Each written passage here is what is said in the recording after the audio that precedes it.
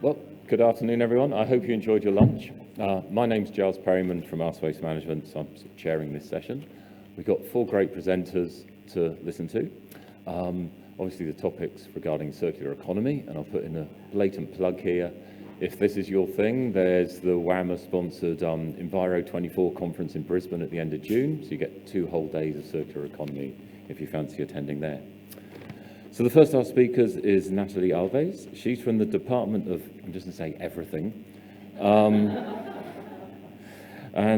Yes, Natalie's going to be talking about increasing circular procurement in the New South Wales Government. So, welcome, Natalie.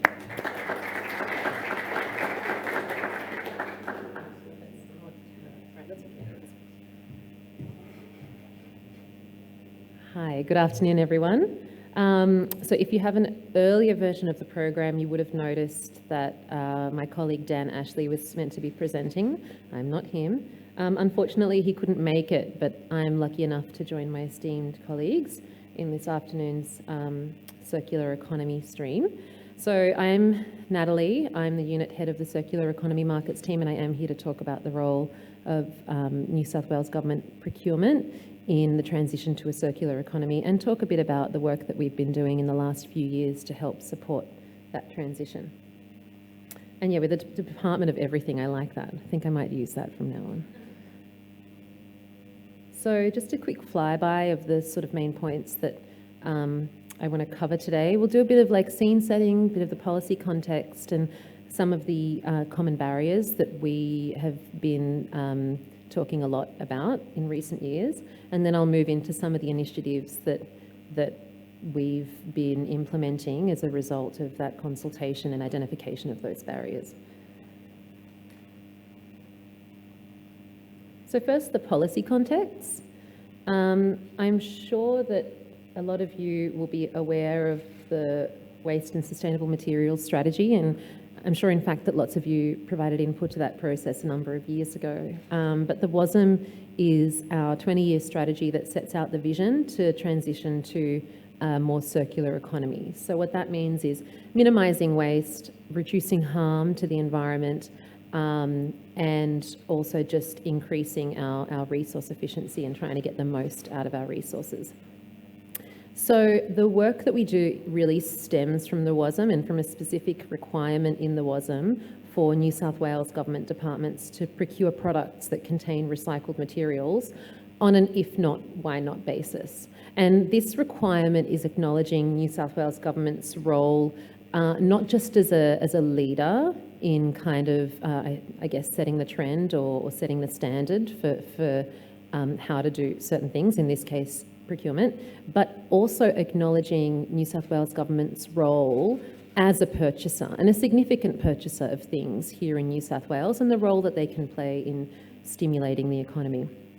So our team has been tasked with supporting agencies to implement this requirement, this procurement requirement, help them to understand what it means, and understand the opportunities within their organisation.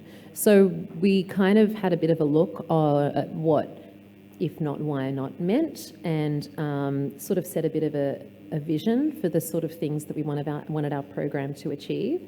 So looking at the challenges that the WASM was trying to address, particularly in the face of export bans for certain materials and other market challenges. We obviously want to look at materials that have low recycling rates and try and look at ways to stimulate supply and demand so that we can develop a more robust local market for those materials. But also we're looking at how we can stimulate higher amenity of certain materials, so using recyclate at its highest form for as long as possible, and where we can do that. There are some priority materials from the WASM, and you'll recognise some of these as being materials that were subject to export bans, so things that do need a bit of a market solution, like plastics and even paper card. There are also some materials here that are subject to existing mandates, like organics, but also a couple on there that, as we know, are emerging, so clean energy waste materials and e-waste materials too.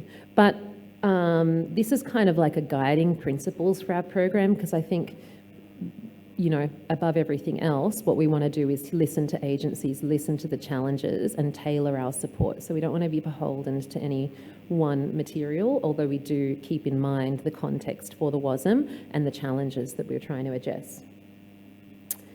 So we did consult with New South Wales government agencies around their procurement decisions and what were the barriers specifically for circular procurement or procurement of recycled materials. And I think it's fair to say, much like the transition to a circular economy more generally, there are varying levels of maturity. So there are some purchasers who have a really high understanding and high ability to or skill set to be able to deal with these and make these decisions, but also there are resource constrained and smaller purchasers who want to do the right thing but may not have the tools or skills at hand. So the barriers that we identified fell into these kind of three main themes, and we use these as the foundation to build our projects and initiatives. So the first is this idea of awareness, of not having heard about what these materials are, or not really understanding what these materials are. And it does also include a lack of understanding for the policy direction, like what is an if not, why not, and what does that mean?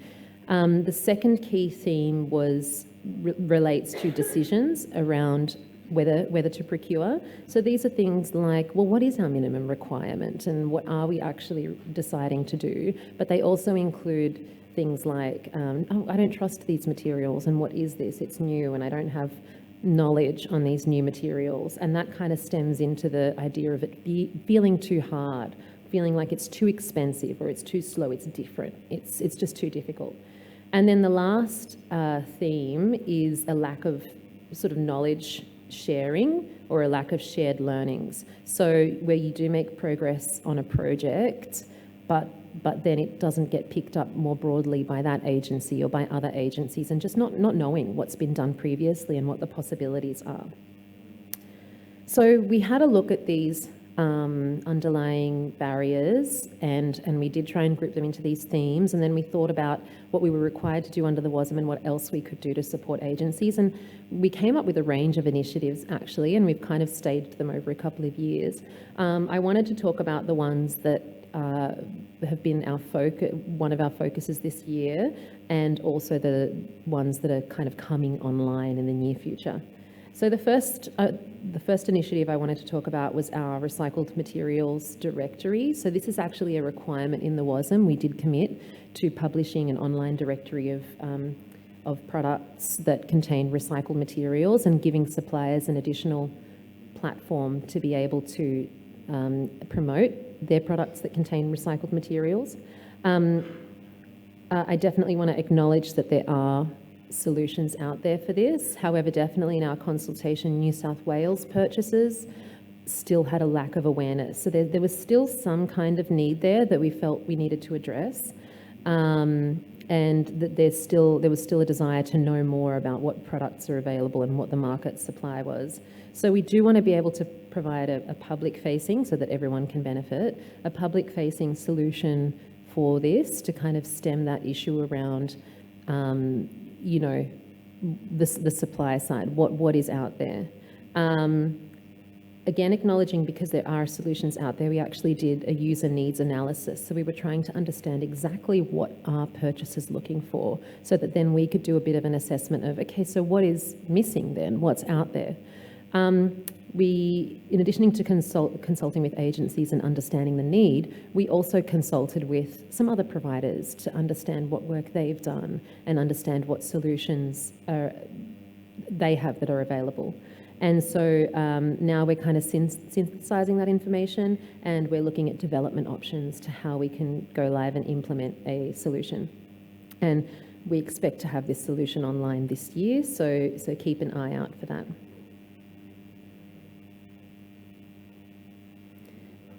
So the next is also a WASM requirement. So the WASM, the waste strategy, the WASM, does require New South Wales government agencies to report on the recycled materials that they purchase and use on an annual basis. And this comes from the the fundamental idea that what you can't measure, you can't manage. And it's really addressing that lack of awareness and lack of knowledge around what are we currently using as a New South Wales government. On a project-to-project basis, we might have that information, but certainly we're not currently taking a broad look at the recycled materials that we're using and how we're tracking with that use. So we are currently developing a framework to track procurement of recycled materials in construction, and also looking at goods and services contracts as well, and see where the opportunities are there. We've drafted reporting requirements, and we're looking at online platform options, and we've been consulting with agencies as well. So we are in a process of consultation on those requirements, and we've been collaborating very closely with the EPA on this as well. They also have projects around recycled material use and reporting, so we're collaborating with them, and we're aiming to commence reporting next year. So this next project is looking to understand the types and quantities of materials that New South Wales government agencies could use on their projects.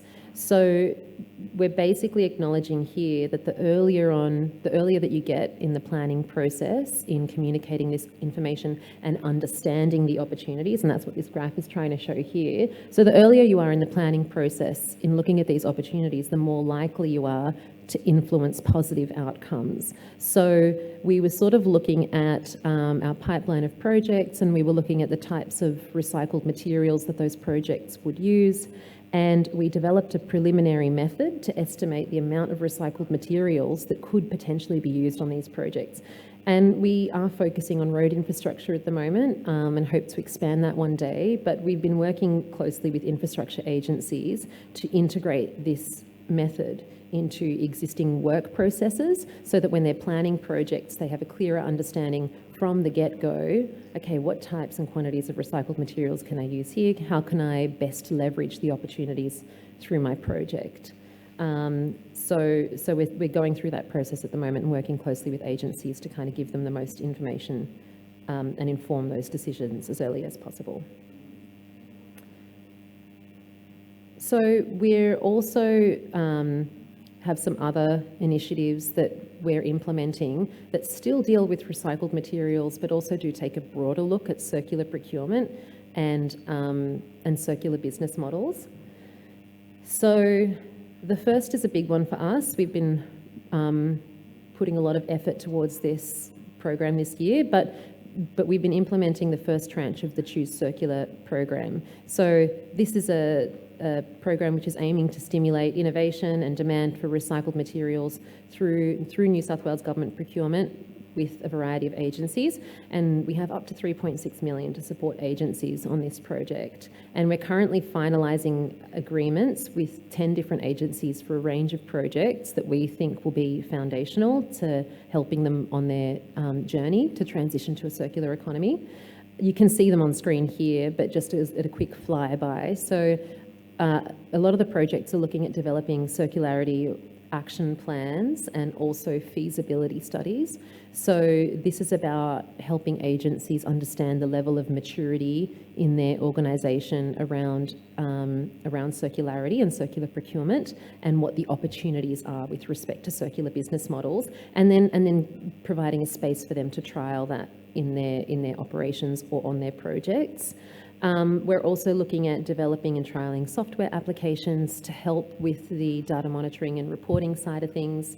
We're working with agencies to develop specific guidance and framework that will be more of like a step-by-step process to help trigger more circular decisions. And we're also doing projects on assessment and verification of recycled material supply chains, so that they know what's out there and they can be better informed to tap into that market. So the other big thing that we're developing this year is the environmentally sustainable procurement guidance. So we obviously identified through those barriers that there is a lack of knowledge around how to do circular procurement or environmentally sustainable procurement. And we thought the first step in addressing this is to develop a clear guidance with templates, a bit of a step-by-step process on how to do environmentally sustainable procurement, and a process that integrates easily into existing New South Wales Government procurement processes, so that they can easily slot in these templates that will trigger kind of questions and decision making around what the environmentally sustainable procurement options are and how to best execute those. These will be publicly available too, so as always we want to share the work that we've done in the hope that it'll benefit others too.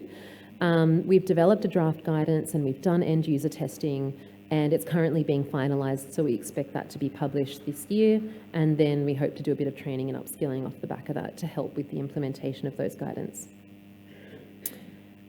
We have a few other initiatives, one which has already been mentioned at this conference today. So this is the Circular Design Guidelines. So a little over a year ago, we published our Circular Design Guidelines, which has 13 circular strategies for how to improve circularity in buildings, precincts and infrastructure. And basically they're really aiming to reduce embodied carbon, minimise waste generation, improve materials efficiency and increase the circularity of materials. So these have been published. As I said, it's been mentioned at this conference, we've had a good response on it, and we're currently working with agencies to basically embed these strategies and embed the guidelines into construction projects. And we're also doing a bit of work to understand the carbon abatement opportunity of implementing these strategies to help with the communication and to help with the knowledge sharing and the possibilities of the strategies in these guidelines. Another piece that we're looking at is the role of specifications. This is a big one, and this is addressing that trust issue that I talked about when we consulted on the barriers. So I guess we're recognising that there's often a lack of approved or even recognised specifications for recycled material use, even in infrastructure projects. And so agencies often have a bit of low confidence, or they feel like they can't use products that contain recycled materials unless there's a clear and approved product specification in place. So we're looking at opportunities at the moment to fund the development of specifications that support the increased use of recycled materials, so on a few fronts, and again collaborating with the EPA and consulting to see where there are opportunities to progress this stream of work. So before I move on from the initiatives, I guess I wanted to flag that there are some related initiatives currently being implemented by other agencies. These we see as complementing the work that we do, and we're working really closely with these agencies to enhance the work that we're doing and enhance program and policy objectives on both sides. So the first is the infrastructure decarbonisation policy, which is looking at reducing carbon in infrastructure. The second is the New South Wales EPA's $37 million carbon recycling and abatement fund, which is looking at circular economy approaches for waste and materials. And finally, as Tony mentioned this morning, the protection of the environment policy for sustainable construction, which is looking at low carbon design and construction and also increasing the use of recycled materials on public infrastructure projects. So where to for here? I think we've sort of touched on, at this conference, we've touched on the fact that progress isn't always linear, and it's a bit of really a circular process. So I guess for us, we really see as in implementing these initiatives that I've presented on today and others, we'd look to evaluate those. Where can we improve? Where can we springboard? Where can we build on to form the next tranche of projects and initiatives and help build up particularly the supply of recycled material, but also the demand too, because I think our program is really trying to focus on both sides as much as we can. So creating a demand through New South Wales procurement, but also how can we help support the supply of those materials so that they're meeting each other at the right place. And that's all from me. It's Dan's contact details up there, but you can ask for me. I'm sure he'll pass on your information. Thank you very much.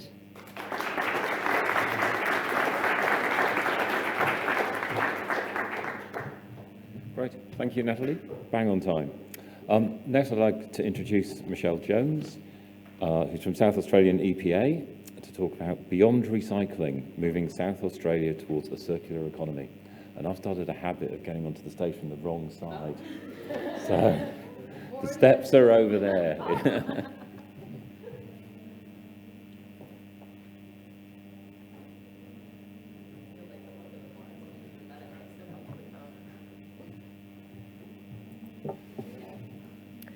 Hello, everybody. So I'm very excited to be here today to tell you about the policy measures we're exploring in South Australia to move us beyond recycling and towards a more circular economy. So before I do that, I'd just first like to talk about where South Australia currently stands in terms of resource recovery rates. Oops, and I forgot about the slides, sorry. Here we go. And then I'll discuss some of the policy reforms we've been undertaking in recent years, particularly the introduction of mass balance reporting requirements for waste facilities and how that's helped us to better understand resource recovery in South Australia and where there's potential for developing a more circular economy.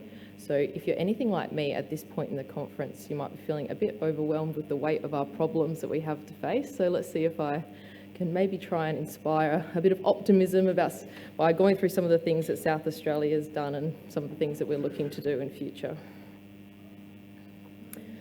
So given that I'm from South Australia at a National Waste Conference, it is my civic duty to brag about how good we are in terms of waste and resource recovery. So we have long been a leader in waste management and resource recovery policies in Australia. Starting in 1977, South Australia was the first Australian jurisdiction to introduce a container deposit scheme, being one of the first in the world. So I think this was done under a great premier that we had in the 70s, Don Dunstan, who introduced a great wealth of social reforms and policies at that time.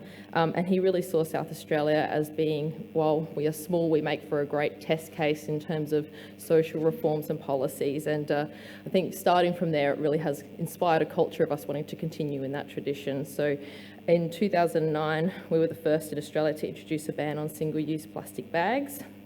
In 2013, we were the first in Australia to ban the disposal of e-waste to landfill, supported by the then recently introduced National TVs and Computers Scheme. And more recently, in 2021, South Australia was the first to introduce a ban on single-use plastics, first commencing with plastic straws and cutlery and plastic stirrers, and then expanding in subsequent years to cover items such as plastic plates, bowls and cotton buds. So these policy initiatives and others, including the requirements of South Australia's existing waste to resources policy, have supported South Australia in having the highest resource recovery rate in the nation, being around 80%, so about 17% higher than the national average. This has been recognised in the 2022 National Waste Report shown there. So I thought I'd give us some of the keynotes this morning, which would have some quite interesting breakdown of different resource recovery rates that it was just worth to note. So under that, we've got a 56% resource recovery rate for municipal solid waste, 88% for commercial and industrial, and 87% for construction and demolition waste. So certainly, similar to other states, one of our big focus areas is increased food recovery from MSW, because we still know that about 30% of residual waste bins from households has organics that could be recovered. So as with other Australian jurisdictions, the solid waste levy has been a really core driver for diversion of waste from landfill and into resource recovery in South Australia. Solid waste levy is currently paid on each tonne of waste disposed of, and it's around about $156 a tonne at the moment in metropolitan Adelaide and half that in non-metropolitan areas. However, as shown on this graph here, where the blue lines are the waste levy rate increasing over time and the other line is the resource recovery rate, despite further increases in the waste levy in the past 5+ years, there hasn't really been any further increase in the landfill diversion rate, and this is despite the waste levy continuing to drive really increased efforts at waste facilities to increase diversion.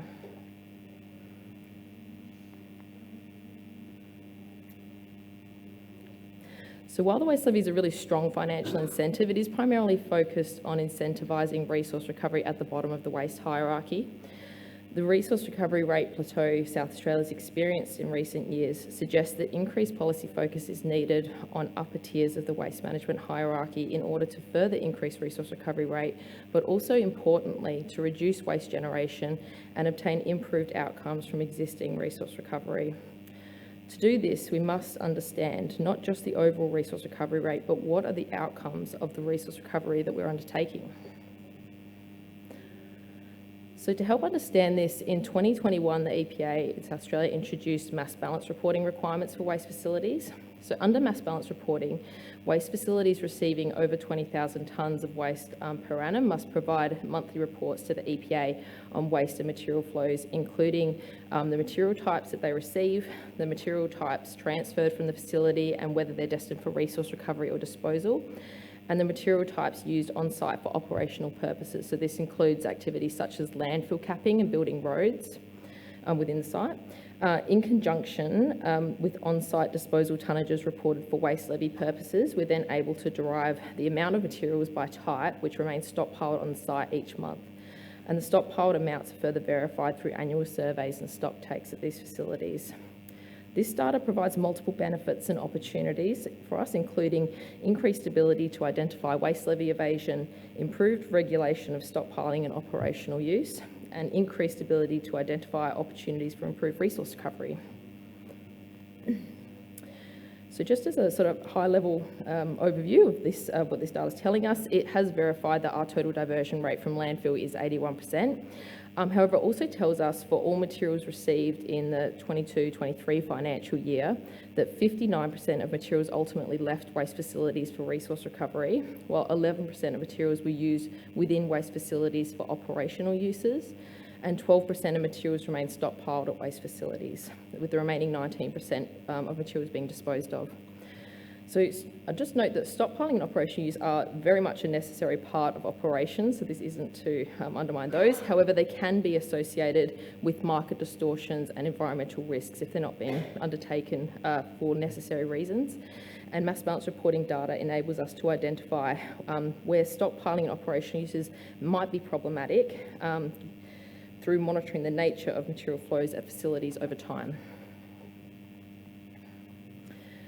So from mass balance reporting data, we can see what material types are recovered, what's stockpiled, and what types of materials are being used for operational purposes. So I won't read all these out, but this is just the most common material types that we see. And through further detailed analysis of mass balance reporting data, it is possible for us to differentiate between some of the lower and higher value resource recoveries with more circularity based on what sort of material types they are, what they're being used for, and an understanding of those operations that are taking place at the facilities reporting those materials. So just as some examples, so for low value materials which are commonly used for operational uses within waste facilities, you'll see we've got, they're quite often derived from mixed waste sources. So we've got things there like waste-derived organics and waste fines. Due to the variable and high-risk nature of these materials being derived from mixed waste sources, their use within a contained landfill cell for cover or capping is really only the only suitable reuse option available. However, understanding the associated material flows can allow us to identify where policy measures could be targeted to achieve higher value resource recovery outcomes for these lower value materials, such as by targeting greater upstream source segregation. Another example is refuse-derived fuel there, which is under recovered resources. This is produced from mixed waste sources, particularly from C&I sources. This is a limited market in South Australia, and we need to ensure that while this is a great reuse option for genuinely residual materials, we do need to make sure that it doesn't become an option for materials which could be segregated and used for higher value purposes. Sorry, and so there's no one single policy measure which can successfully promote source segregation or higher value reuse. So the review of the waste to resource policy is therefore exploring a range of policy measures to achieve this. So just to give a bit of background about what the waste to resource policy is in South Australia, it's a statutory instrument under the Environment Protection Act. The current waste to resource policy includes the following key elements. It defines when material ceases to be waste. further to the definition of waste under the Environment Protection Act, including enabling the enforcement of waste-derived material standards and specifications. It makes unlawful disposal of waste an offence, including illegal dumping and disposal of waste to unlicensed waste depots. It requires that certain materials must be subject to resource recovery prior to disposal, which includes most non-hazardous waste from metropolitan Adelaide. It bans certain waste types from disposal to landfill, including hazardous waste, e-waste and aggregated recoverable materials.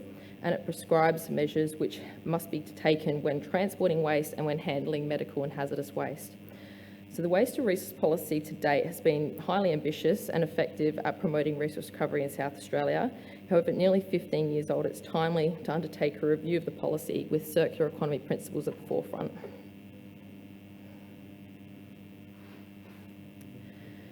So in reviewing the waste to resources policy, we're looking at 6 key reform areas. So the first is supporting the transition to a circular economy.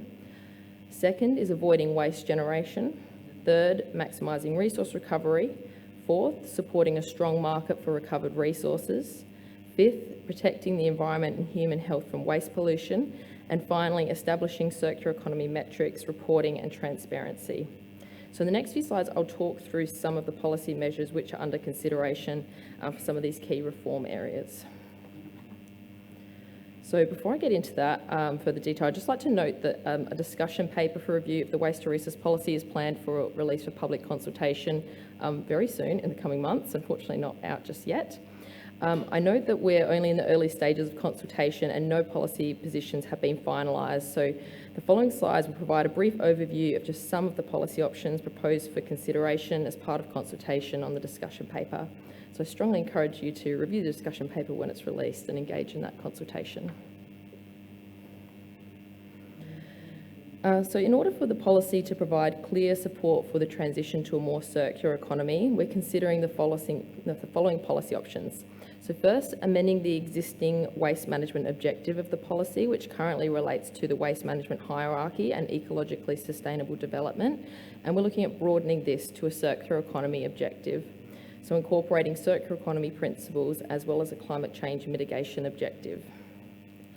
Similarly, expanding the waste management hierarchy to a circular economy hierarchy with greater emphasis on sustainable resource management and the circular flow of materials. In particular, expanding on waste prevention activities and activities which support the highest value use of materials. We're aiming to preserve the value of resources by promoting higher order reuse, by incorporating regulatory principles into the policy which support materials being used for their highest value and most beneficial use, and preventing downcycle of materials into lower value and once-off uses where there may be higher value uses for those materials. And we are reviewing how waste is defined and when material ceases to be waste, with the objective of developing a risk-based framework for how waste is defined and regulated. To support avoiding waste generation, we're looking into policy measures which will promote sustainable product design, such as through establishing a product stewardship legislative framework similar to that which has been introduced in New South Wales. So this would enable items to be potentially prohibited or subject to design standards in order to reduce environmental impacts and improve recyclability. This would build on existing single-use plastic bans in South Australia, as well as aim to align with product stewardship initiatives being undertaken nationally and interstate. We're also considering policy measures which will prevent the generation of food waste. So this may include requiring that certain businesses, such as large supermarkets, must donate excess edible food and beverages to food rescue charities. It's both minimising environmental impacts associated with food waste disposal and providing societal benefits through supporting those experiencing food insecurity. In order to maximise resource recovery, particularly through promoting greater source segregation of waste, we're looking into requiring recycling of organics curbside collections for households and certain businesses in specified areas. So in particular, we're looking to lock in the existing 3-bin curbside collection system for households in metropolitan Adelaide, and requiring food waste segregation and collection for specified businesses which generate food waste, such as restaurants. In order to support consistency in collection services, it's proposed to require that all new and replacement curbside bins comply with the Australian Standard for Mobile Waste Containers. This is to support clear statewide education and communication on what items can be disposed in which bins, or placed in each bins I should say, not disposed of. We are looking at where it may be feasible to require recycling and organics waste bins to be provided in public places, major events and venues. And we're also proposing to prohibit recombining of separately collected materials to reduce the potential for downcycling of segregated materials. In order to support a strong market for recovered resources, we're looking at embedding circular economy principles and requiring that these must be considered as part of government procurement processes. So particularly with consideration of the successful interstate approaches which are being undertaken by our colleagues in New South Wales and Victoria with their Recycle First policy. We're also considering additional landfill bans where appropriate alternative waste management pathways exist, and particularly where product stewardship schemes are in place. So this may include items such as renewables technology, including solar panels, building on the existing e-waste landfill bans in place in South Australia, lithium ion and other types of batteries, just building on existing landfill bans on lead acid batteries. Also looking at clothing, textiles, mattresses and children's car seats. So that's all. So thank you for your time, and I strongly encourage you to look out for the discussion paper when it is released and engage in the consultation, both in terms of supporting South Australia's transition to a circular economy, as well as considering measures which can continue to lead Australia in achieving national change. Thanks.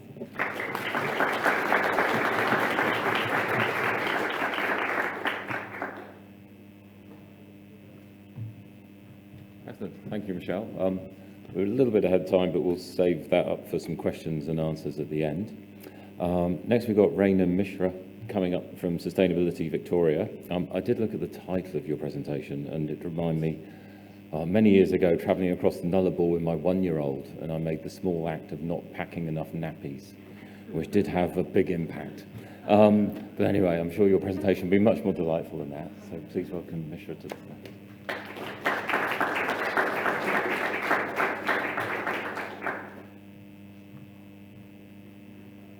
Thank you for that, Giles. Yes, there are many small acts that make a big impact. I'll be talking more about the circular economy today, but we can take that one offline.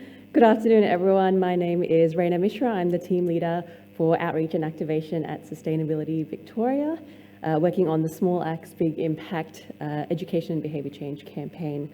I'd like to start today by acknowledging the Gumbaynggirr people of the Coffs Coast, the sharing people of this place of plenty, and pay my respects to the elders past, present and emerging. At Sustainability Victoria, we recognise Aboriginal and Torres Strait Islander people as one of the world's oldest and most sustainable cultures, and recognise their deep connection to Earth, and also the contribution that First Nations people have made to our understanding of climate change and the environment.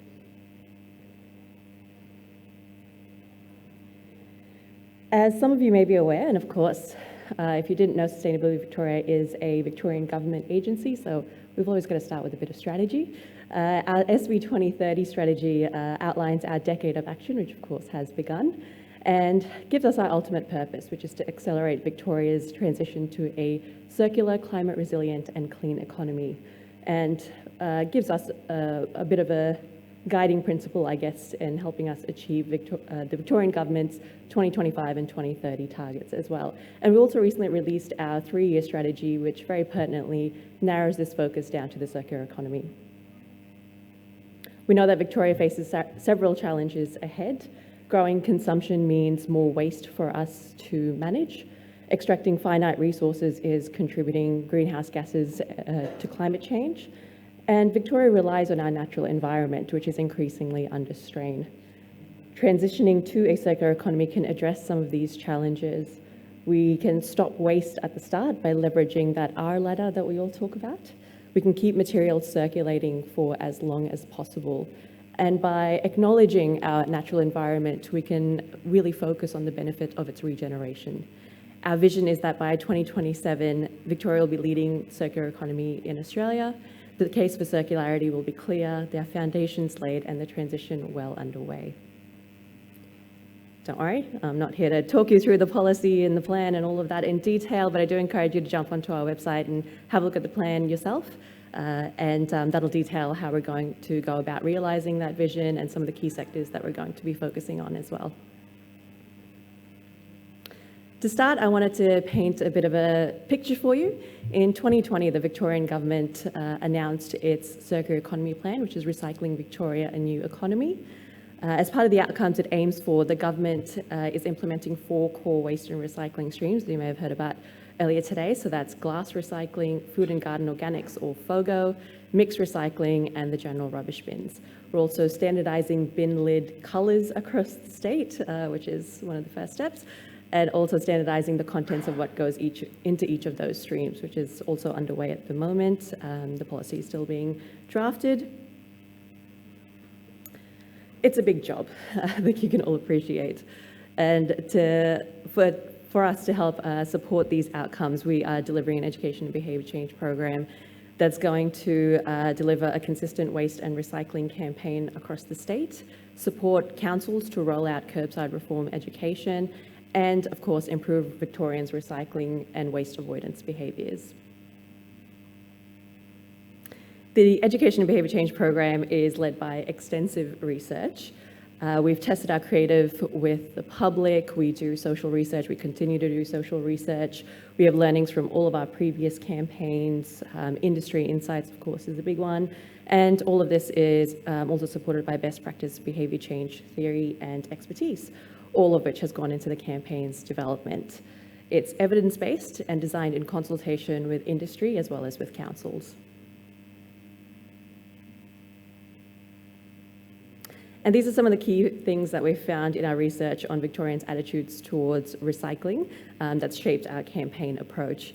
We know there's a motivation gap that's driven by negative attitudes. So Victorians have a low level of trust in the recycling system. Most think that they're doing the right thing at home, but they don't really trust that when it actually goes out into the system that it's actually being managed properly. And only 61% of Victorians trust that the recycling system is working in Victoria. Sadly, about half, 53%, believe that recycling isn't worth the effort because of that reason. They think that either it's not being managed properly or that other people aren't doing the right thing, which is interesting when we get to the next section about knowledge gaps. People do think, again, that recycling is important. They recognise that sorting their recycling helps them protect the environment in one way or another. So we have about 84% of people who think that.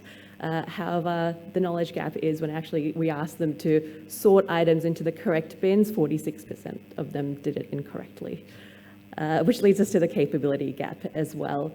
Again, while people think that they're doing the right thing, we know that recycling behaviours are quite habitual for a lot of people. So it's something they learnt about maybe as kids, but when it comes to actually prioritising learning what's new or what's changed, it's something that's just not really, it's deprioritised in people's busy lives, essentially.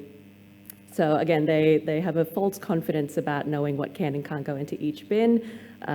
About 84% again thought that they were really good at recycling, and then when we tested that knowledge, 76% incorrectly reported what bins each item goes into. So something for us to focus on. Some further insights we got from our consultation about how then to approach educating and changing some of these behaviours include that simplicity is key. We've designed the campaign around the principles of simplicity and clarity to support the comprehension of the message without too much text or too much explanation needed. The use of hands showing correct behaviours gives Victorians a clear lead to follow, essentially. This also leads us to making content that is personally relevant. The use of people in the artwork illustrates a sense of individual responsibility, and the hands that we've created lend themselves to Victoria's broad and diverse audience as well. And the viewers get to see themselves in that situation. Showing the positive outcomes for the individual, the community, and the state arms Victorians with the why, which is very important, giving them a reason to care about these seemingly small acts in their everyday life. And we heard from council some of the difficulties in actually implementing statewide campaigns, many of which that we give to them and have done over the past few years. There's issues such as timings or local relevance, or just that there's too many campaigns and too many competing taglines for them to take part in. So we've designed the Small Acts Big Impact campaign to be quite flexible and adaptable so that councils can customise these to the way that it best suits them. So that ensures that we have some consistency, that visual consistency across the state as councils are messaging in their areas, while at the same time we are doing statewide campaigns as well. And we've created over 3,500 campaign materials and bits and pieces to ensure that we can provide this flexibility to councils, and I'll go into that a little bit of that as well shortly. The overall program focuses on two key streams. We have the waste avoidance and minimisation, as well as the actual curbside reform. However, all of it sits under the one banner of Small Acts Big Impact. This slide also just shows how we message Small Acts Big Impacts across the state compared to what councils are delivering at a local level. We have statewide campaigns that talk about, again, we're building the trust at a broader level, talking about changes coming to recycling, and showing some of those positive outcomes and positive behaviours and social norms around doing the right thing. At a local level, councils are able to deliver targeted information to their residents about changes coming to their recycling systems whenever they roll it out over the next few years, exactly when their bins are coming, the frequency and that sort of a thing, but also showing that local level positive outcome as well about what's happening in their communities.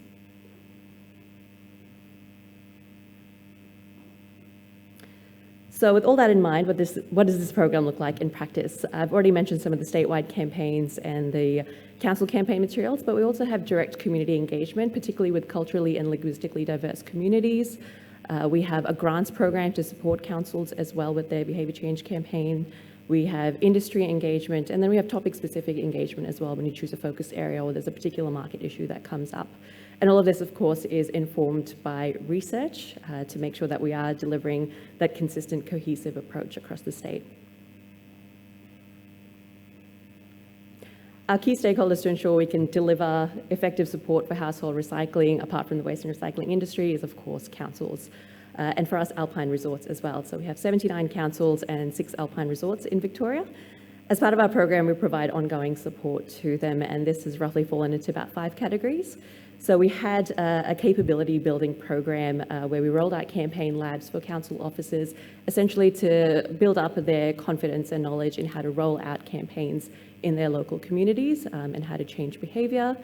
We have ongoing council information sharing forums as well around various topics. We have councils coming and presenting case studies so they can learn from each other.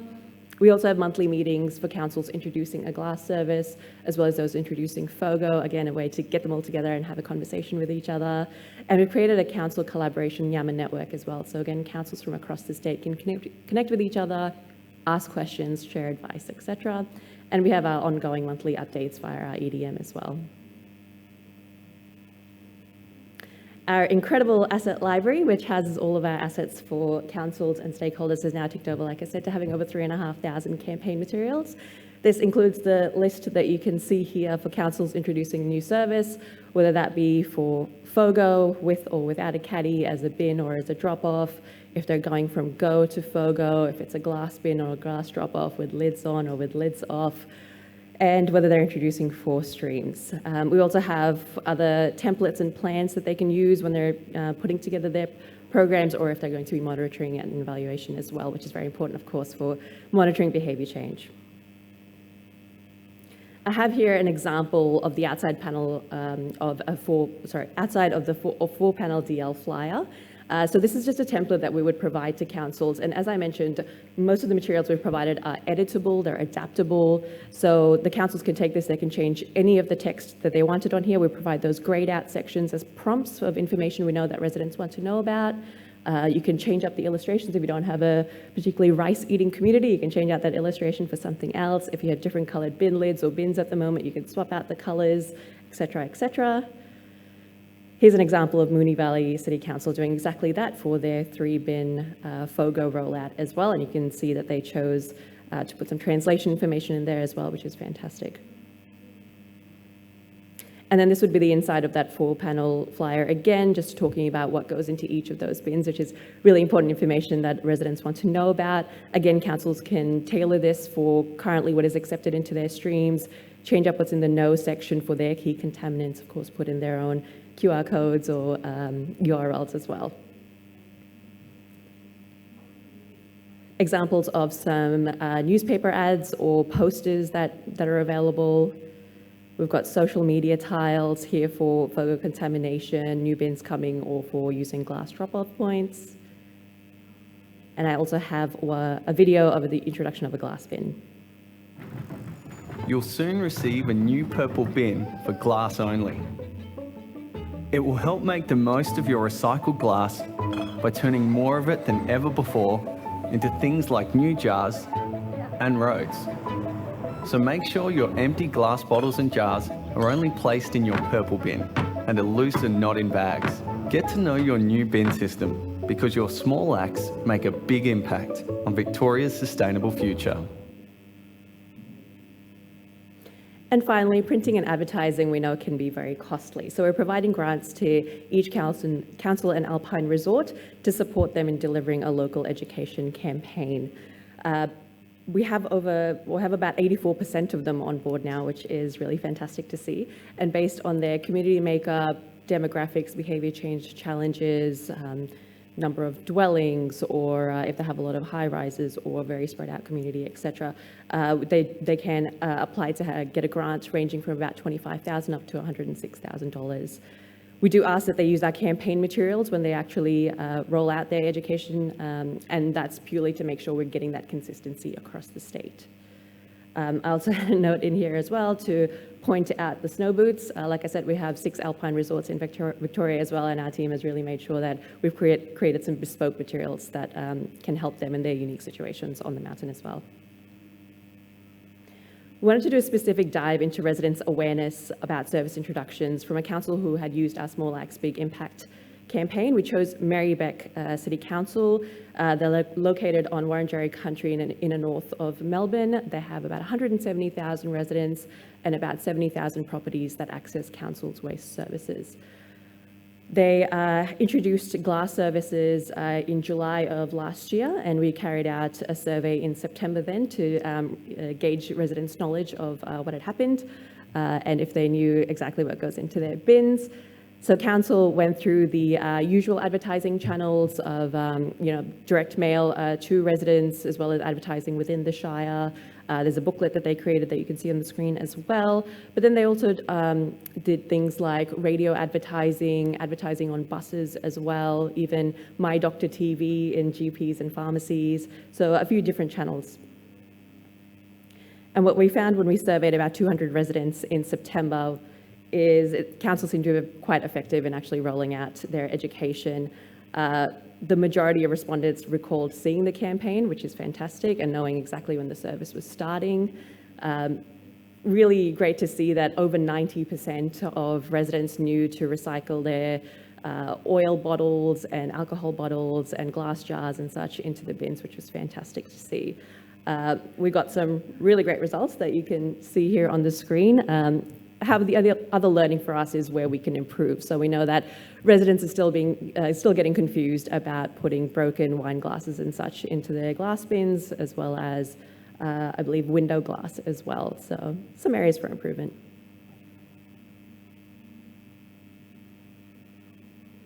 We've also delivered a number of Small Acts Big Impact statewide campaigns as well, with a few different key messages focusing on changes coming to recycling, as well as particular contaminations and waste avoidance as well.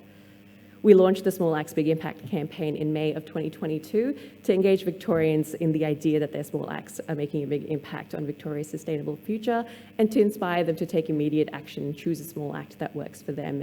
It did include a 5-week advertising campaign and then a small act finder on our website as well. As we know, and we talked about, we have thousands of small acts, particularly when it comes to waste and recycling. We chose 11 to focus on for our launch campaign, drawing on research with the help of our behavioural insights team. And we wanted to include sorting behaviours in there, as well as some waste avoidance as well. The acts weren't all bin related either, so those Victorians who didn't have a curbside bin didn't feel like they didn't have something that they could choose. And we wanted to make sure that these small acts were simple swaps for people and an easy change in their habit to make a change. As I mentioned, the SV website also then had a small act finder, so they could do a short quiz and find a small act that worked for them. They could learn about what the big impact was from that small act and just a bit more information about it.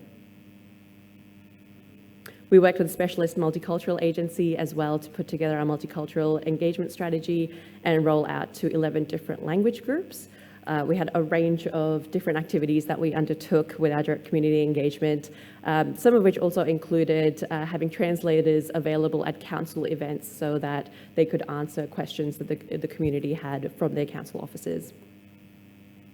And one of our biggest activations so far was to include murals in a regional and a metro location. So these were local artists who took the campaign and interpreted it into their own artistic style and created a mural for their community just to raise that awareness. So what we have here is a mural in the suburb of St. Albans as well as the city of Bendigo. And the results from our launch campaign showed that from over 2,000 Victorian survey, a massive 26% recall seeing the campaign, and that is huge at a statewide level. Most importantly, we saw that from pre and post surveys that there was a shift in attitude. That people, notably 71% of those who saw the campaign had a greater trust in the recycling system compared to 59% that didn't. I also wanted to touch on one of our smaller targeted I Love Leftovers challenge. This was a 4-week challenge encouraging Victorians to use up their leftovers and avoid food waste. Participants signed up to a bit of an email journey with tips and tricks on how to use their leftovers, but even how to store food as well and get recipes from local celebrities. They were also incentivized to join and participate, having some weekly prizes ranging from recipe books all the way up to a Thermomix as well. Here you can see some of the weekly EDMs that were sent out and what the participants received. And we also created a Facebook group as well to foster a bit of community and sharing between the participants. And it's been really heartwarming to see the support in that group and the sharing and people just getting really excited to share their creativity with their leftovers. We used some social media influencers and creators as well to just encourage people to join up to the challenge. And as a result, we had almost 5,500 Victorians sign up and also randomly almost 700 non-Victorians sign up, even though we weren't targeting. That's fantastic, great to see. And we saw some great results. 42% of people felt that they saved about $40 a week on groceries, which is quite significant. And most importantly, 71% changed their behaviour and they really increased their confidence as well in reusing their leftovers compared to about 50% that were confident doing that before the challenge. And just some screenshots of the participants from the Facebook group, again, sharing recipes, and I really loved that even based on some advice, they started growing food from food scraps as well, which is fantastic to see. Overall, the Small Acts Big Impact campaign is being delivered statewide through mass communication, as well as locally by councils supported by an education grant. I want to share just some of the changes that the campaign is driving.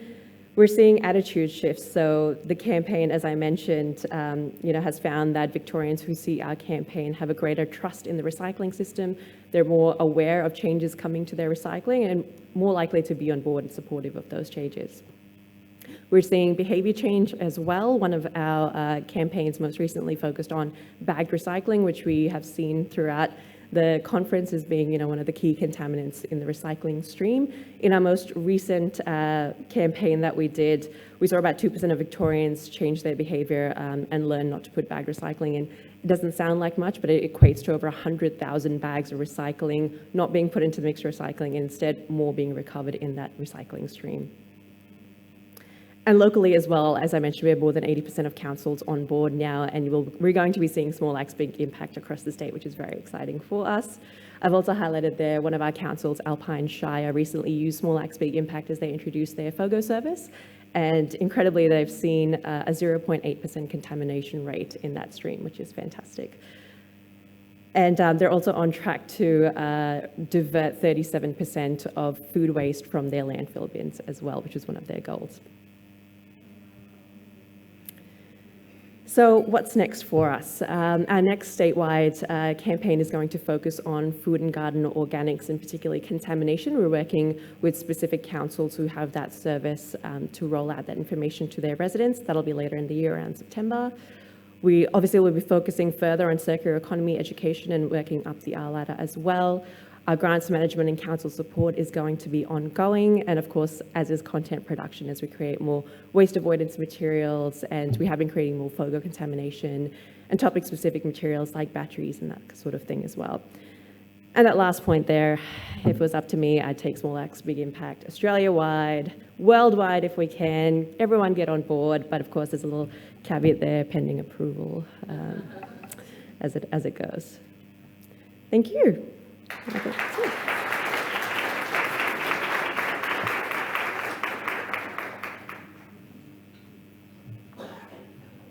Great, thank you, Rayna. So last lot of the session this afternoon before I should have time for some questions and answers. Brent Murray, from Tomra Collections, who's going to talk to us about the first citywide reusable takeaway system in Denmark. Should be very interesting.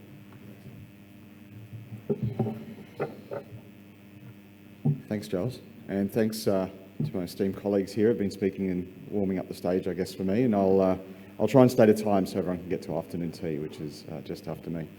So my presentation today is around how Tomra has developed and deployed the world's first citywide reuse packaging system.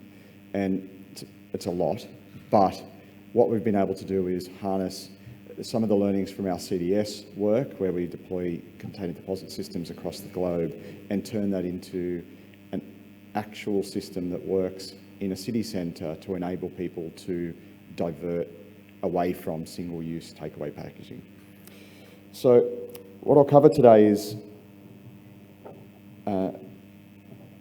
what is the problem that we face here? How is this actually a problem? We'll talk about some of the key ways to support a shift from single-use to takeaway packaging, and also how we can provide a larger scale solution. And specifically, I'll dive into the Aarhus pilot. There we go.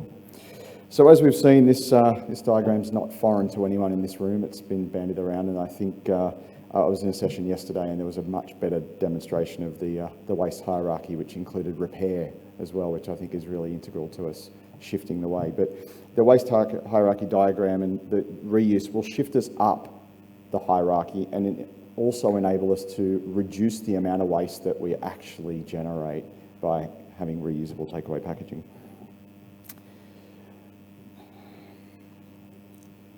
Before we dive too deeply, I think it'd be remiss for us not to actually welcome the reality and touch on a couple of things here. So we need to recognise that reusable packaging is less convenient currently. So it is unfortunately a bit less convenient, and it also is more expensive. So to enable a significant shift towards reusable packaging, we need legislative incentives. And in Australia, in Australia, we've mostly seen one form of these incentives with bans, and we talked a lot about, my colleagues before me talked a bit about bans and how bans work to divert things away. But other things that we've seen across the globe are taxes or levies on single-use plastic packaging, and that makes the reuse more cost attractive. In addition, a subsidy potentially on selected reusable plastic packaging to make reuse alternative, again, more cost effective. Now, these types of legislative instruments, they're not revolutionary or outlier policy. Countries around the world, as some of them are listed here, are implementing these. And of particular note, I wanted to touch on Denmark, Portugal and the Netherlands. And they've taken the step to introduce EPR packaging fees on select packaging. And these fees range from 20 to 50 euro cents, which is around the equivalent between 30 and 80 Australian cents. And these really help to bridge the gap between single-use and and reusable. So we need to understand what exactly is the problem, and we've heard a lot about linear economy and linear usage.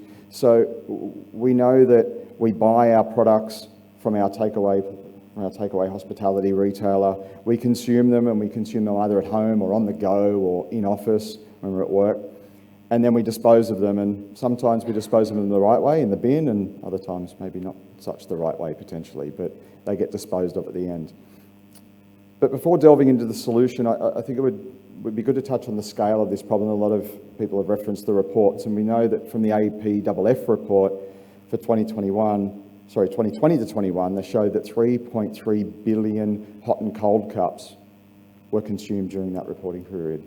Now, that's a pretty big number, and with a population of 26 million, that's around 115 beverage cups for every Australian every year. Now, that's pretty staggering, right? And I'm sure most of us are coffee drinkers in this room. So you think about your single-use coffee cup. If you can remove that, then we help to make it a bit lower. So how do we reduce this stream and make a more circular outcome is really the aim.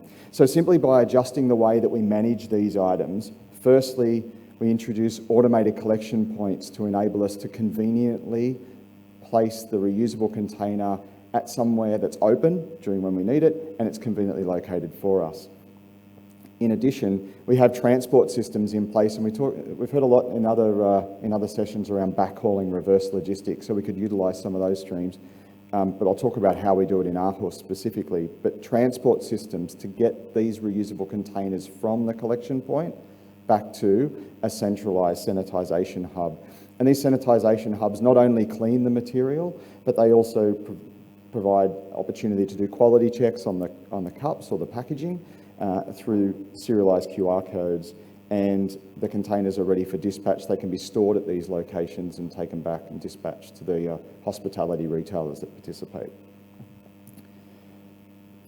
Now, as I said, Toma has identified and done a lot of work in this area and has identified 7 key areas for success of a reuse system.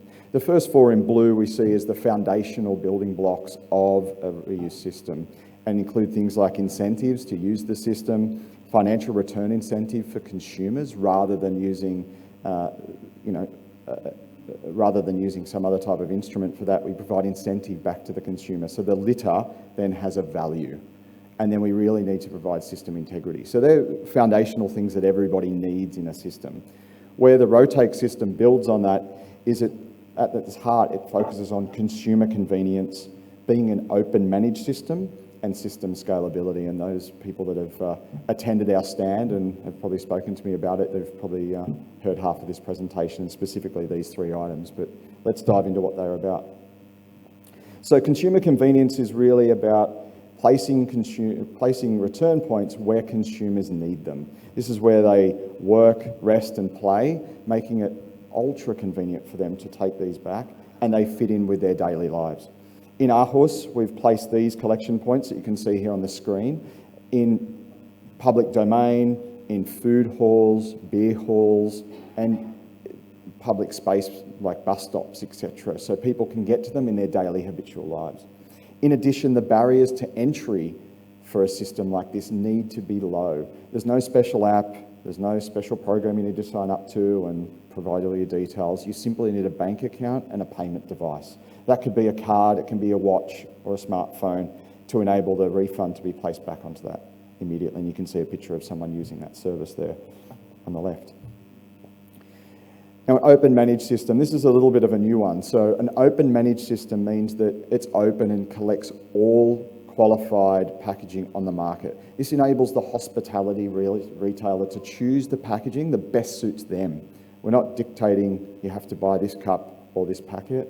What works for them is what works for them, and it's a point of difference for their store. So we need to make sure that the system will accept all of those materials. Being managed enables us to monitor and maintain system integrity, especially when it comes to recyclability and circulations. What we don't want to do is create a system that creates a bigger problem for us. So we don't want cups that can only do 2 cycles through the system, then they break and they're not recyclable, so they end up in landfill. We're basically just building a bigger problem. So being a managed system, we can monitor and manage and ensure that those products that go through the system go through a certain number of cycles. And in addition, they're made from materials that are easily recyclable at their end of life, not some magical place that they have to go off to in a foreign land. They're easily recyclable in the place where we operate the system.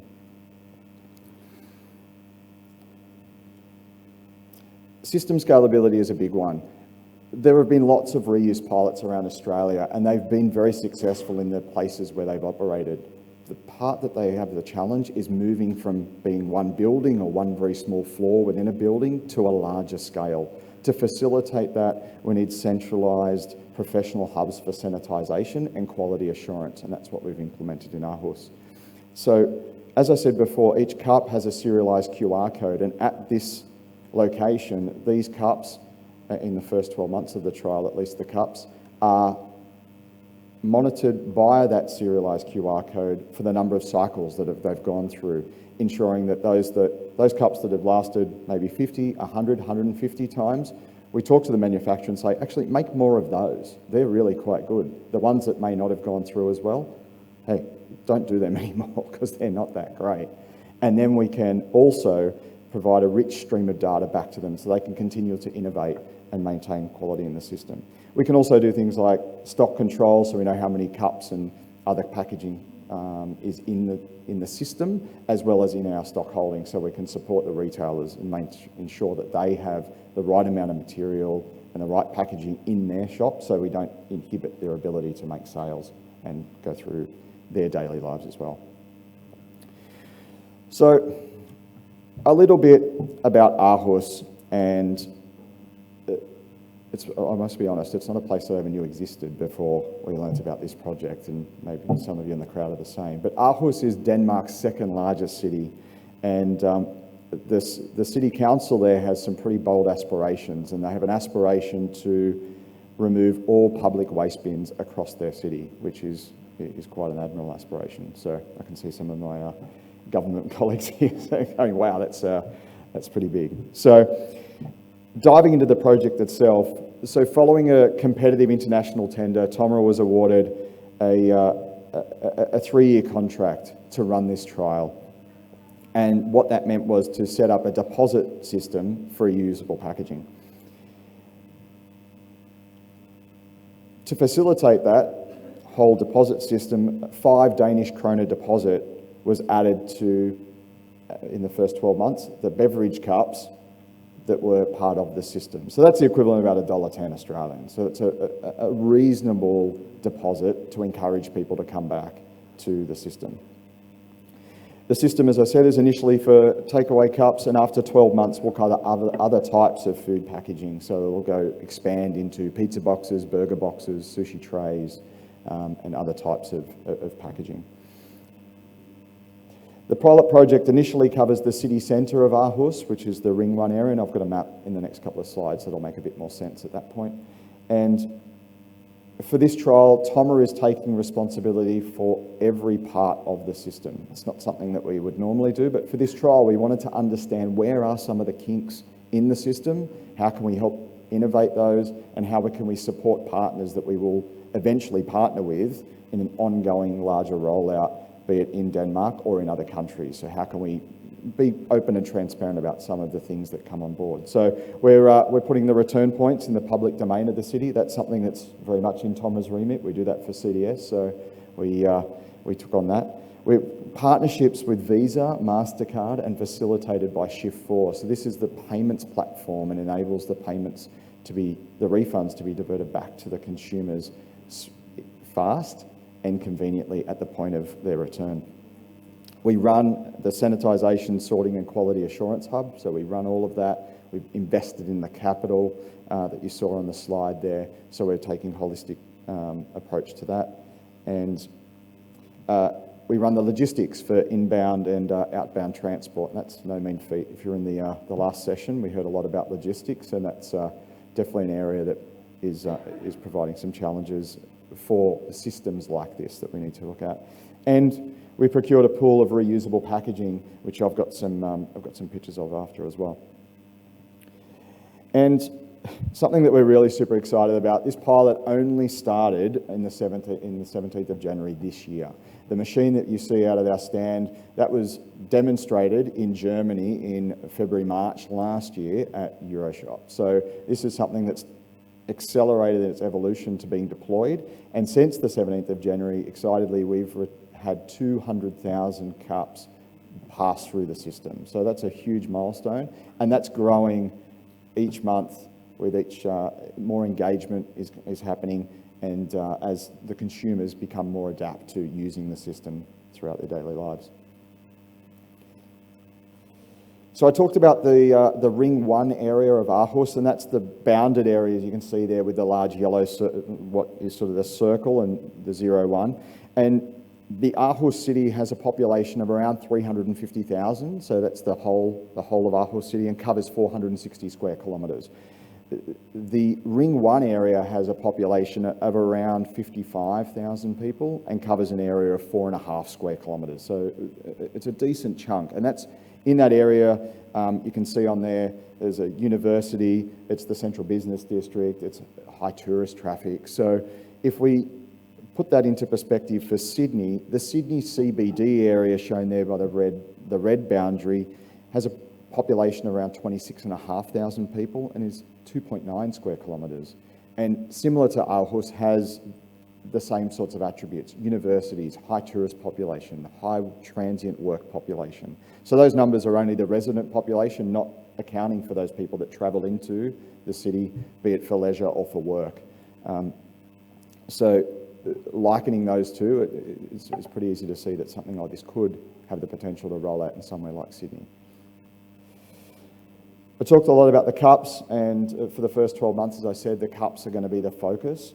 And so these are the examples of the cold cups that are used, so for cold beverages in Denmark, and I think it's something maybe we should do in Australia. They've got beer halls where they sell lots of beer in plastic cups. So we have a range of sizes to fit the needs: 300, 400 and 500 mils. The front contains the general system logo, you can see there, reusable.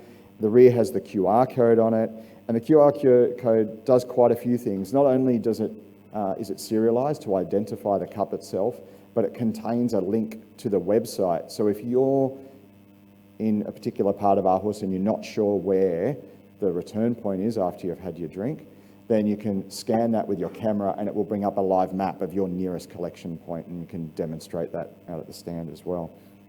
And the side has the volume mark, so if you're using it for multiple things, you can fill it to the volume required. The hot cups, very similar. They come in different sizes to cater for the small, medium and large coffees that we're all quite akin to having. It contains the same system logos, and these logos designs were designed in consultation with the Aarhus municipality. So they controlled what sort of markings were on them, the branding, and we collaborated on that to ensure that they had a consistency of brand. A lid is also available with the cup, so you can have it with or without a lid, and it has the similar markings with the QR codes. There we go. Thank you. Collection points, something that Tom is quite familiar with. So the collection points that we deployed in Aarhus are the Tomra S1 ruggeds, and like the ones shown out at the stand, we've deployed these across New South Wales and Western Victoria as part of our CDS deployment, and they've had some, I'll say small because I'm in sales, but the tech guys will say some significant software development to enable them to take cups, and also the ones in Aarhus have had some other hardware installed to enable the tap payment. So it's tried and tested technology, and what we've done is enhanced it through system development to enable it to take the reusable cups. They're a very small format or footprint, which is quite good for given we're putting them in the public domain. We don't have to take up oodles of space. It's 1 square metre, and they can and they attach to normal standard single phase power. I talked a bit about the map. This map, I took this a few days ago when I was putting the presentation together, or even a couple of weeks ago when we had to submit it. This has evolved since then. So on the left, you can see the participating retailers. There's now some out in the north as well that have added to the system. Out near where that collection point is, we've got quite a few retailers around that one now as well. There's some out near the subway station as well. They've been added to the system, and there's collection points surrounding them. So this map continually evolves and is live, as I said, and available for people through the QR code. After the first 12 months, and as part of the 3-year trial, we have to take lots more packaging. So to enable that, and obviously if you've seen the machine, a pizza box is not going to fit through the front of the very small hole that's on our machine currently. So TOMRA has started to develop and is currently building further collection points to take all of these types of materials, and some pictures of those are shown here. So these will take the next round of all qualified packaging that's on the market and all qualified packaging that we're required to under our contract. So this will have a paradigm shift in the way that people interact with a reusable system. And thanks again for attending, and I hope that, that this has provided a little bit of inspiration to people and what is possible in our desire to shift away from single use and to reusable takeaway packaging. Thank you very much.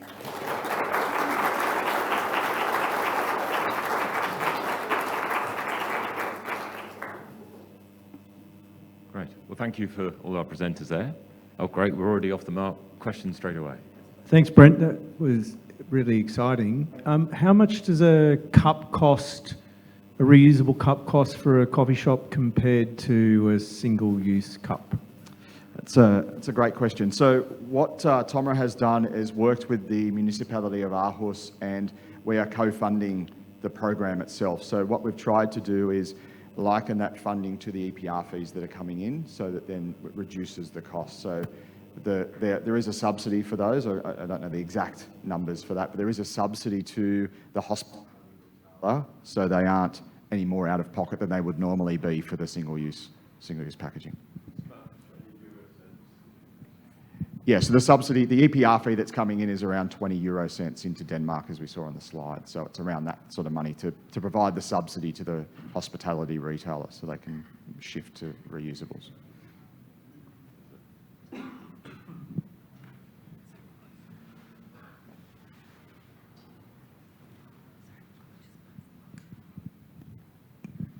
Thank you. Just a question for Natalie.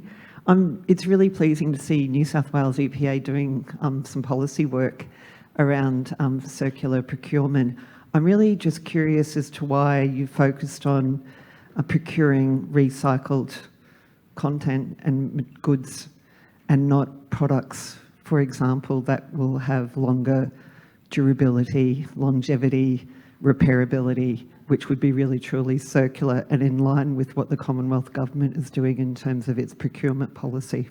Yeah, I think that's a really good question, and I think I agree with you that there is so much more to circular procurement than just recycled materials. Fundamentally, though, we are trying to address challenges that were identified through the development of the waste and sustainable material strategy. So while there are very specific challenges with respect to markets for recycled materials and trying to find markets for materials that we can no longer export, for example.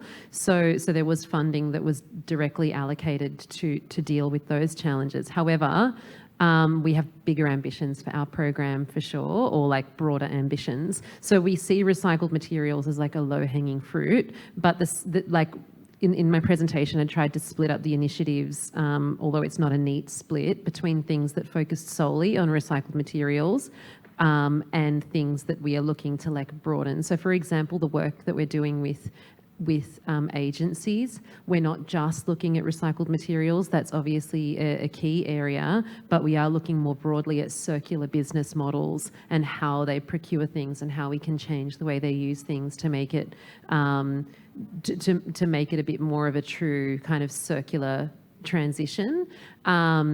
And yeah, we our work through the circular design guidelines, for example, and how we're implementing that with agencies, that does definitely go beyond just recycled materials and into how we design our material, our assets, and how we construct them to make them last longer, to make them more efficient, to make them flexible so that we can change the use of those without having to demolish and start over again. But I agree, there is more work to be done, and we hope that these are just like the first steps into a bigger impact for sure.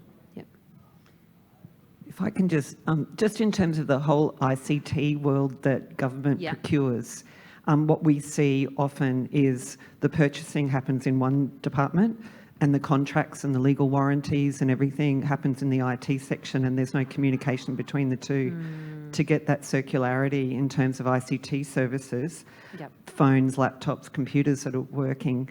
That's really at the heart of circularity in procurement as well. Yeah, totally. And I was very encouraged to see that as a focus area in the federal policy. So that's really, really exciting. Actually, one of the projects that we're kicking off with one of our agencies deals specifically with ICT, and we're looking at government contracts as well and the role that they can play in trying to engage a bit more of the supply chain and how to try to connect those conversations. So yeah, I mean, I think there's a lot of work to do in that front, and I hope we're moving in the right direction, both on a state and federal level. We're definitely working hard towards that. Thank you.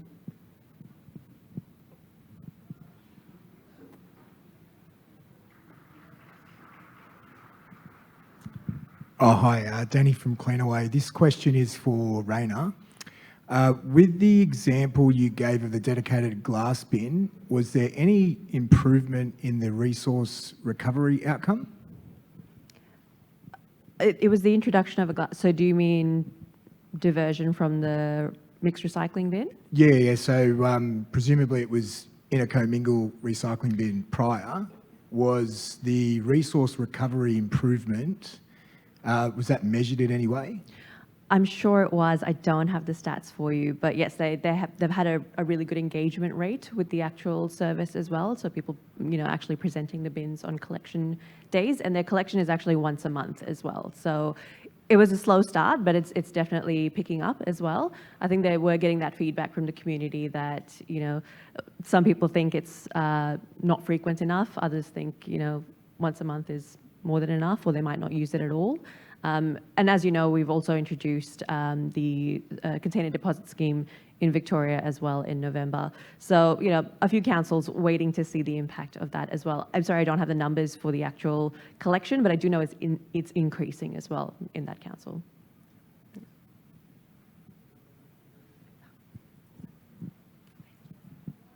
My question's for Brent. I first want to say thank you for sharing. I think the model's super exciting, and when I first came across it, I was pleasantly surprised to see that kind of technology coming onto the market. And I guess, so I work with a lot of businesses to discuss these options, and as you would imagine, there's significant pushback for multiple reasons, one of which is that whole branding piece. So you mentioned you did quite presumably extensive consultation with the city, and I'm guessing that included quite a few businesses to understand, how this might affect their branding, considering that they're no longer using their own packaging. So yeah, I'm keen to get your thoughts on kind of how you navigated those conversations and then showed them ultimately the potential uptake in terms of, I don't know, sales or any other benefits they may have captured. Yeah, sure. So the engagement with those retailers in that respect was done by the municipality, so they were done a lot of the branding. I guess if I talk about the system holistically, that's why it's open managed. So if a retailer wants to have, I'll pick a colour, a pink cup with love hearts on it, as long as it meets the requirements of fitting through the machine, has the serialised markings on it, it can be pink with love hearts on it, and it needs to be able to be recycled at the end of the day as well. So we know that black plastics are a big problem, so we obviously try and shy away from black and things that are problematic in the downstream recycling streams, and that's why we've gone for an open managed system rather than trying to say to all hospitality retailers that want to be a part of it, you have to buy our cups, because at our heart we're not a cup manufacturer, we're a technology company. So I think Aarhus as a test case is quite specific in that the municipality wanted to govern that each retailer used the same cups. And from a TOMRA perspective, scaling this beyond Aarhus and out of Denmark is really the open managed network, or the open managed system will be the way to go. So companies can keep their branding, but still use the reusable as another lever to leverage their brand, I'd say. Thank you. Yeah.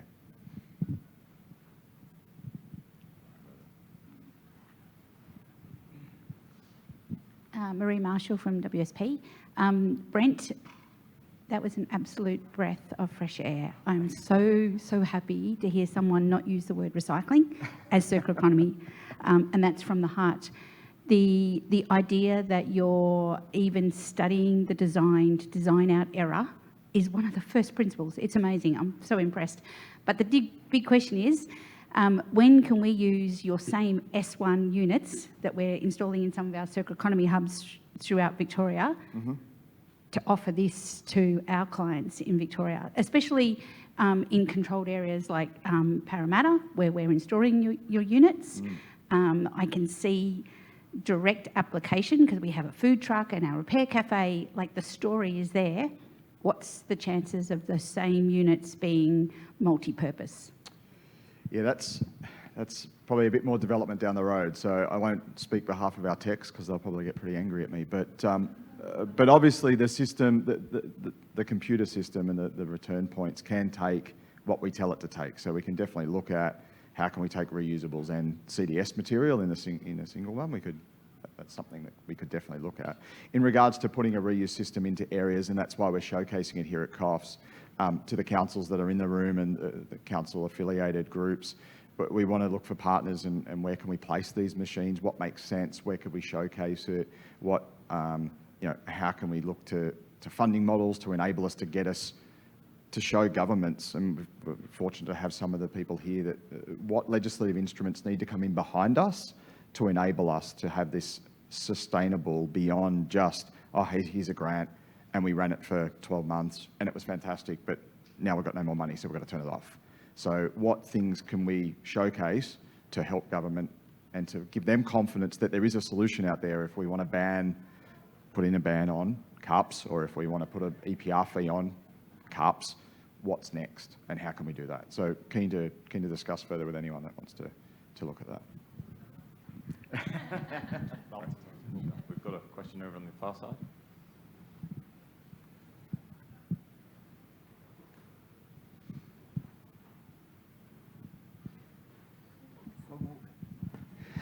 Michael Richardson from Masterplan. My question's also for Brent.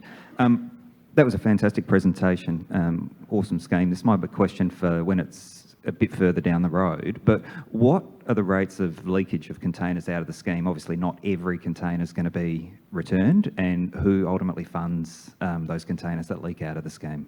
Yeah, that's a great question. So we're fortunate to have some information early out of Aarhus, and we've seen an 85% return rate, which I feel is quite high, and we've done. We're quite excited by that.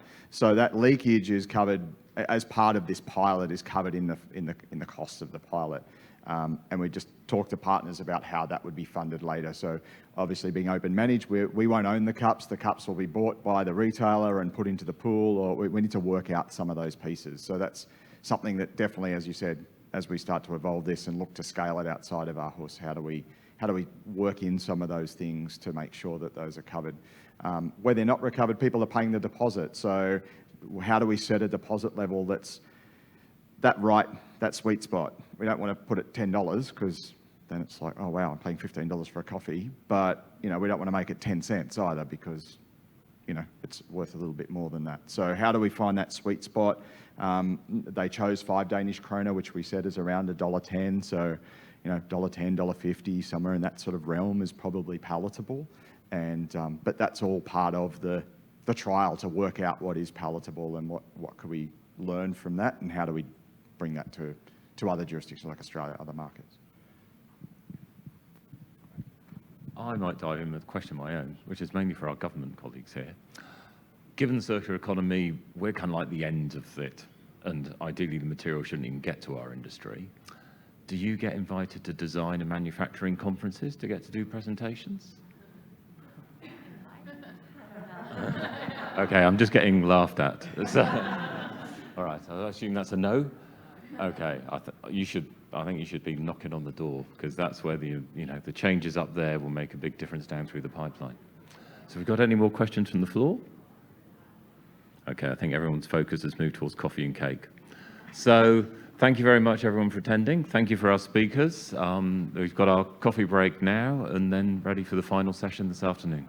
Thank you very much.